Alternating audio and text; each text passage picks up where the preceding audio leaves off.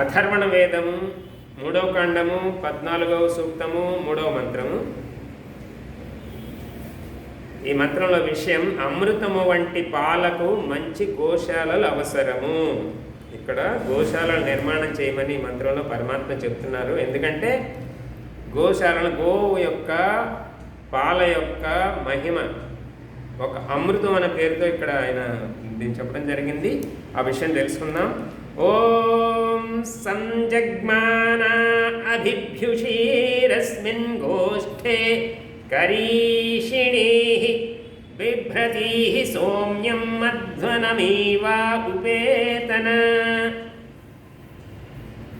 ప్రతిపదార్థం అస్మిన్ గోష్ఠే ఈ గోశాలలో అభిభ్యుషీ నిర్భయముగా ఉండునట్టివియు సంజగ్మానాః కలిసి మెలిసి తిరుగునట్టివియు కరీషిణీః పేడ మూత్రములను విసర్జించుచు సౌమ్యం ఉత్తమ గుణము గల మధురమైన తీయని పాలు బిభ్రతీః పొదుగు కలిగిన ఆవులు ఏ విధముగా అనమీవాహ రోగము లేనివై ఉపేతన ఉండుగాక. ఇది ఇందులో ప్రతిపదార్థము. ఇందులో గోశాలను నిర్మించాలి, అందులో ఆవులకి అన్ని సౌకర్యాలు కలుగజేయాలి, అలాగే ఆవు యొక్క పేడ మూత్రములు వాటి యొక్క పాలు మధురమైన పాలు ఇవన్నీ కూడా మానవులు ఉపయోగించుకోవాలి. ఆవులు రోగరహితంగా ఉంటాయి, అలాగే రోగరహితమైనటువంటి ఆ గుణము ఆ పాలలోనూ ఆ మూత్రంలోనూ పేడలను ఉందన్న విషయం ఇందులో చెప్పారు. ఇందులో భావార్థం ఆవులకు ఏ విధమైన భయము అసౌకర్యము లేని గోశాలలు ఉండవలెను.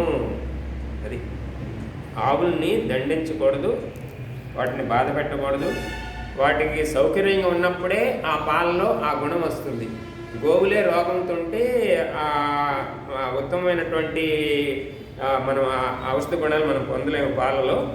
కాబట్టి వాటిని ప్రేమతో పోషించాలి. వాటిని భయము క్రోధము గల ఆవులు పాలు హానికరము. అది ఆ గుణం ఆ పాలల్లో వచ్చేస్తుంది కాబట్టి దాన్ని మనం పొందుతాం. కాబట్టి ఆవుల్ని ప్రేమగా చూడాలి, వాటిని కొట్టకూడదు అనేది ఇందులో ఉంది. గోవులు అమృతం వంటి పాలు కలిగి ఉండును. అమృతము అంటే అది అమృతం అంటేనే అది యొక్క రోగరహితము ఆయుష్నిచ్చేది అమృతం. అలాంటి పాలు ఆవుకుంటాయి. అపవిత్ర స్థలాల్లో ఉన్న గోవుల అమృత తుల్యమగు పాలు విషమవుతాయి. గోవుల నుండి గోశాలలో స్థలం కూడా చాలా పవిత్రంగా శుద్ధంగా ఉంచాలి.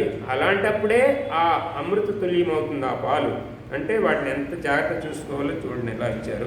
కావున సావధానులై గోశాలను పరిశుభ్రంగా ఉంచాలి. ఆవు పేడను మూత్రమును ఎరువుకు ఉపయోగించవలను అని అన్నారు. ఈ పేడ యొక్క మహిమ మూత్రం గురించి మనకు తెలిసిందే. మూత్రంని చాలా ఔషధేశాలలో రామదేవ్ బాబా గారు అటువంటి వాళ్ళ యొక్క ఔషధశాలల్లో కూడా వాళ్ళ షాపుల్లో గో అరుకు తయారు చేసి అమ్ముతున్నారు.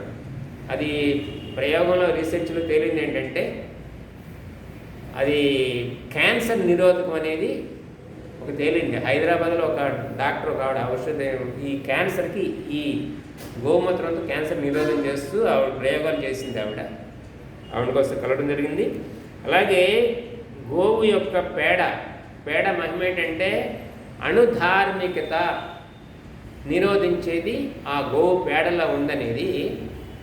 రష్యాలో చెర్నోబిల్ ప్రమాదం జరిగింది. ఆటమిక్ రియాక్టర్ అది పేలిపోయి అందులోంచి వచ్చిన ఆ అణుధార్మిక కిరణాల వల్ల చాలామంది శరీరంలో రంధ్రాలు పడిపోయింది. చాలా రోగాలు చాలా చచ్చిపోయారు కూడా. అది ప్రపంచం అందరికీ తెలుసు. ఆ పైన లేయరు రియాక్టర్ లేయరు దాన్ని ఆఫ్ చేయలేకపోయింది.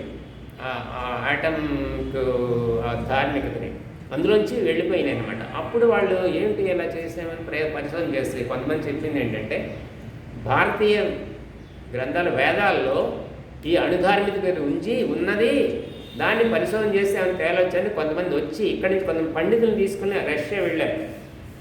వెళ్ళి అప్పుడు వాళ్ళు ఈ పరిశోధన చేసి చూస్తే అణుధార్మికతను నిరోధించేది ఆవు పేడలో ఉంది, ఇతర ఏ పదార్థంలో లేదు అని తెలుసుకున్నారు. అలాగే దీని మీద రాజస్థాన్లో ఒక ఆయన రారిసమాజీయుడు ఈ ఆవు పేడతో ఒక గృహంలాగా నిర్మించి అక్కడ కూడా పరిశోధన చేసి చూశారు ఆయన. ఇవన్నీ పరిశోధనలు తేలిని ఆవు పేడకి మహిమ, అది మనం పేడే అనుకుంటాం, కానీ పరమాత్మ ఆ గోమాతలో ఎన్ని గుణాలు పెట్టాడు. పేడ, మూత్రము, ఆవు పాలు, పెరుగు, నెయ్యి, ఇవన్నీ కూడా అంత పంచగవ్యాలు. అలాగే ఈ వివాహంలో వాళ్ళకి ఆ రోజు ఆహారం ఏమి పెట్టరు, పెళ్ళికొడుకుకి కేవలం అమృతాహారం అని చెప్పి ఇవే పెడతారు. ఈ ఆవు పాలు, పెరుగు, నెయ్యి కలిపినటువంటిది ఆ రోజు వాళ్ళకి ఇస్తారు. అంత పోషక గుణాలు కలిగిన పదార్థం అనమాట. కాబట్టి పంట పండే భూమిని సారవంతము. ఇది అమృత జీవ రసాయనం అని ఈ మధ్య తయారు చేస్తున్నారు.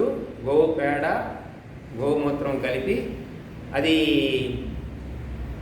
అంటే పంటలకి చీడపేడ రాకుండా కాపాడటమే కాకుండా భూమిని కూడా సారవంతం చేస్తుంది. ఈ రసాయనిక ఎరువులు వాడటం వల్ల భూమి సారం పోతుంది. కాబట్టి దాన్ని రక్షించుకోవడం కోసం ఈ మధ్య దాని మీద కూడా చాలా పరిశోధన చేశారు.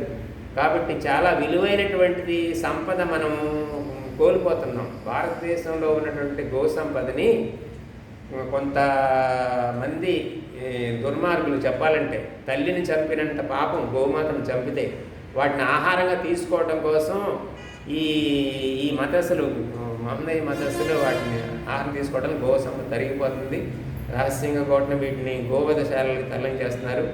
ఇది ప్రభుత్వం కూడా గ్రహించి మనకి అమృతుల్యమైనటువంటి ఆ దేవత గోమాతని కాపాడుకోవడం కోసం చర్యలు తీసుకోవాలి.